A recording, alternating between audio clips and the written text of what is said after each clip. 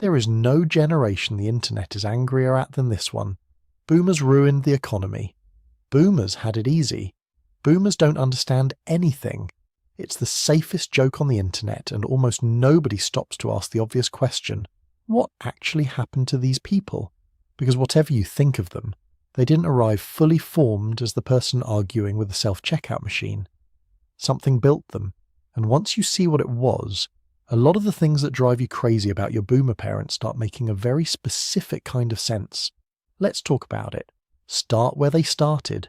Born between 1946 and 1964, into houses run by people who had just come back from a world war and a depression before it. Think about that for 1 second. Your grandparents' generation had watched money vanish, food get rationed, and men leave and not come back. And the lesson they took from it was simple. Stability is everything. Don't take risks. Get a steady job. Keep your problems inside the house. That was the emotional climate boomers were raised in. Not cruelty. Silence. Feelings weren't discussed because discussing them wasn't considered useful. You handled it. You got on with it. So the first thing to understand is that most boomers were raised by people with untreated trauma who had no language for it. And children raised in silence don't learn that emotions are bad exactly. They learn that emotions are private.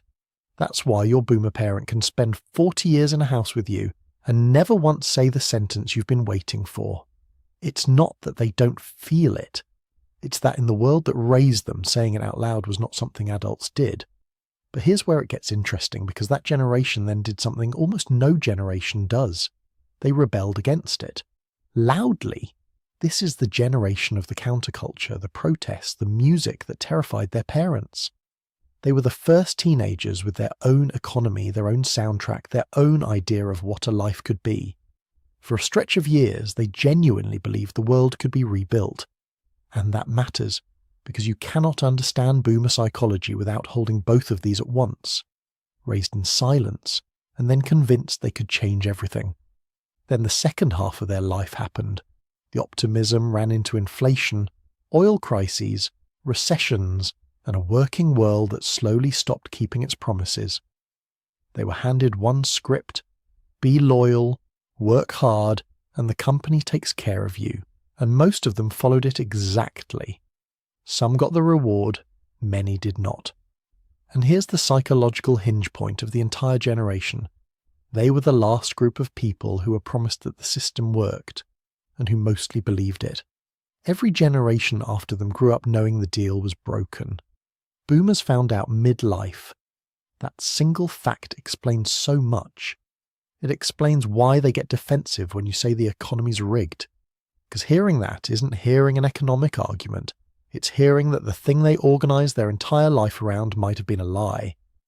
It explains why they say things like, just work harder, not because they're mocking you, but because in their formative years that genuinely was the mechanism, and it explains the flash of anger you sometimes get when you challenge it. That's not arrogance. That's a person defending the meaning of their own life story. Now let's talk about the parts you actually live with. The phone calls. Boomers call instead of texting, and they call without warning, and they leave long voicemails. That's not them being oblivious. They grew up when a phone call was the intimate option, and a letter was the formal one. Voice equals care. To them, a text is what you send when you don't have time for the person. So when your parent calls unannounced, the translation is not "I want to interrupt you."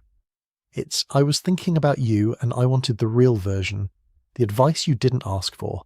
This one causes more friction than almost anything else. You share a problem, and instead of listening, they immediately start solving. It feels dismissive, but watch the pattern. Their generation was raised to believe that emotional support looks like practical action. Fixing was how their parents showed love, and it's how they learned to show it too. So when your boomer parent responds to your bad day with a suggestion about your career, they think they are giving you the most caring thing they have. You wanted to be heard. They were trying to be useful, same intention, incompatible languages, the stuff. Boomers keep things. The drawer of cables, the plastic containers, the garage. This is direct inheritance from parents who lived through scarcity, and it settles into a real psychological pattern. Possessions equal security. Throwing away a working item feels at some level like tempting fate. If you've ever tried to declutter a boomer's house, you already know it is not really an argument about objects. It's an argument about safety. And the work identity.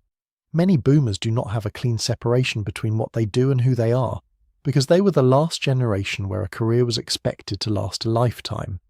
That's why retirement destabilizes so many of them, and why some keep working long past the point they need to. When work is identity, stopping isn't rest, it's disappearance. Now the honest part, because these videos are worthless if they only flatter. Understanding a generation is not the same as excusing every individual in it. Some boomer parents were dismissive, or harsh, or absent, and knowing the history behind it doesn't erase what it cost their kids. If you grew up with a parent who couldn't say the words, that had a price, and that price was paid by you, not by history. Both things are true. They were shaped by forces they didn't choose, and you were shaped by the version of them you actually got. You're allowed to hold the explanation and the hurt at the same time. Understanding is not forgiveness, and nobody is obligated to hand out either on schedule. There's also a quieter thing worth naming. A lot of boomers are watching a world they no longer recognize, in a body that's slowing down, being told publicly and constantly that they are the problem. That doesn't excuse the worst of them, but it does explain a certain defensiveness you might be reading as arrogance when it's closer to fear. So here's the reframe I'd leave you with. The generation everyone dunks on is the generation that got raised in silence, tried to change the world anyway, was promised a system that half collapsed on them, and never received the vocabulary to talk about any of it. They are not villains, they're not saints either. They're a group of people who were handed a script that stopped working, and most of them are still holding it, wondering what went wrong. And the strange gift in understanding this is that it changes what you hear. The unsolicited advice becomes a clumsy, I love you.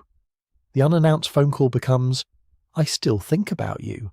The refusal to throw anything away becomes, I have known what it is to not have enough.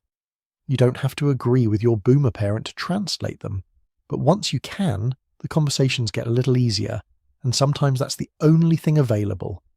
What year was your boomer parent born, and what's the one thing about them you finally understand now? Put it in the comments. I read every single one, and on this topic they get very honest. If you want the other half of this story, the video on your screen right now is about the generation they raised. And subscribe if you're new here, because this channel is for the people trying to understand the people who made them. See you in the next one.